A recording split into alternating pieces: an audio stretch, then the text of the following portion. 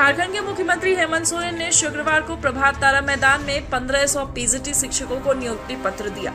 नियुक्ति पत्र देने के बाद उन्होंने वहां मौजूद भीड़ को संबोधित किया। सोरेन ने कहा कि यह पहला मौका नहीं जब हमने नियुक्ति पत्र दिया है, इससे पहले भी हमने नियुक्ति पत्र का वितरण किया है।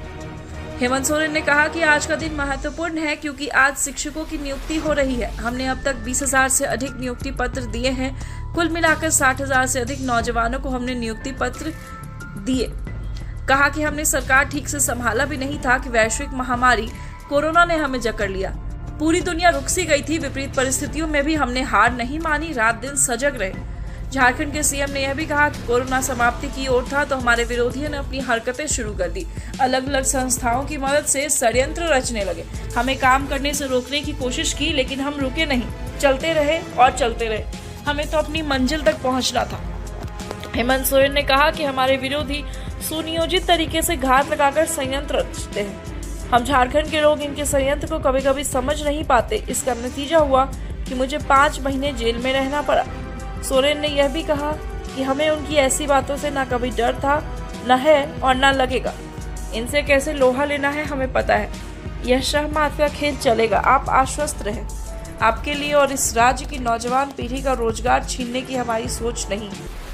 देश में हर चीज का निजीकरण हो रहा है।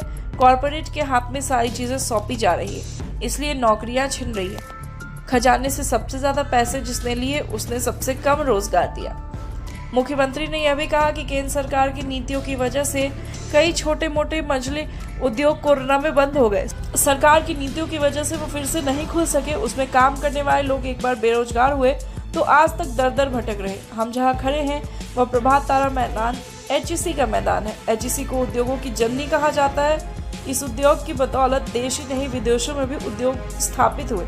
आज इसके हालात क्या है, इस पर गौर करने की जरूरत है। सीएम ने यह भी कहा कि उद्योग एयरफोर्स बिक गया, रेल बिक गया, बंदरगाह बिक गए। कई उद्योगों को बेचने की तैयारी है। अर्थव्यवस्था की हालत ऐसी है कि हमारा रुपया डॉलर के मुकाबले पैर के बल नहीं सिर के बल खड़ा है। चाणक्य ने कहा कि जिस देश का राजा व्यापारी होगा उस देश की प्रजा हमेशा भिखारी होगी।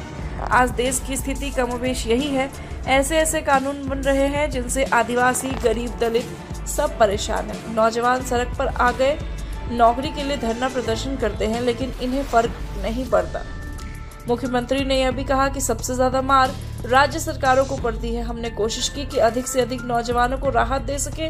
रोजगार, नौकरी या स्वराज के जरिए उनको मदद करने की कोशिश भी की। इन लोगों ने ही सबसे अधिक समय तक राज किया। हम अपने 5 साल का हिसाब देने को अभी भी तैयार हैं।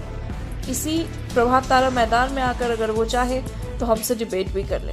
हेमंत सोरेन ने आगे कहा कि पूरे देश से अगर आदिवासी अधिकारियों को ढूंढ कर लाए तो प्रभात तारा मैदान का एक कोना भी नहीं भरेगा। हमारी सरकार ने काफी चिंतन मन करके शिक्षा के क्षेत्र में काम शुरू किया। हमने स्कूल ऑफ एक्सीलेंस बनाया। आज एक्सीलेंट टीचर दे रहे। हमें आपसे यही उम्मीद है कि आने वाली पीढ़ी को इस तरह तैयार करें कि उनका रिजल्ट काफी एक्सीलेंट हो। बहुत कमियां हैं तो अच्छाइयां भी हैं।